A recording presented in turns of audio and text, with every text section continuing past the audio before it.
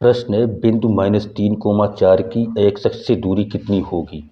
तो यहाँ पूछी गई ये दूरी एक्स अक्ष से, तो फार्मूला होता है एक्स अक्ष से दूरी बराबर बाई। तो यहाँ जो बिंदु दिए गए तो -3,4, यहाँ -3 को एक्स माना जाएगा, 4 को माना जाएगा वाई।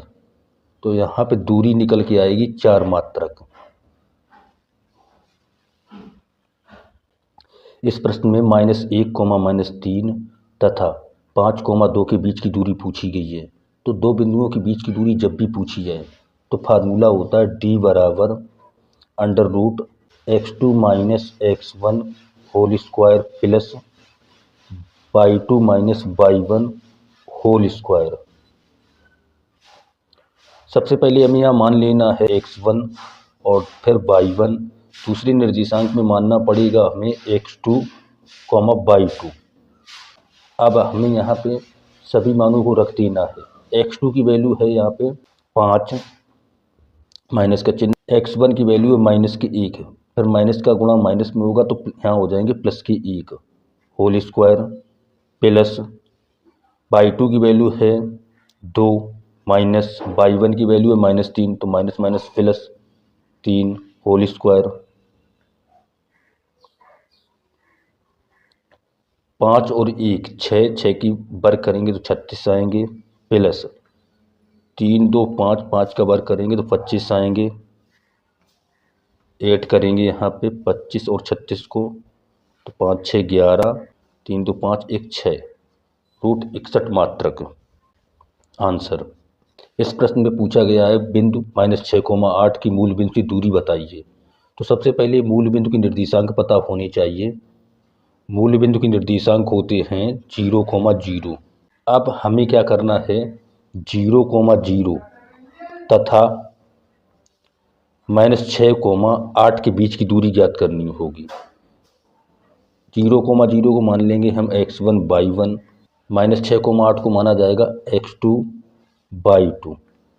फार्मूला है d बराबर √x2 - x1 की whole square plus y2 - y1 की होल स्क्वायर। अब यहाँ जितने भी मान हैं x1 y1 x2 y2 के सारे मान यहाँ पुट किए जाएंगे और फिर इस इक्वेशन को सॉल्व कर दिया जाएगा। तो x2 की वैल्यू है -6, फिर माइनस का साइन। x1 की वैल्यू है 0 की होल स्क्वायर प्लस y2 की वैल्यू है 8 माइनस y1 की वैल्यू है 0 होल स्क्वायर। -6 में जब 0 को घटाएंगे -6 बचेंगे, -6 का वर्ग करेंगे तो 36 आएंगे प्लस 8 का वर्ग करेंगे तो 64 आएंगे। 36 और 8 जब जोड़ेंगे इन दोनों को तो आएंगे 100, और 100 का जब वर्गमूल करेंगे तो 100 का वर्गमूल आएगा 10 मात्रक। यही आंसर है।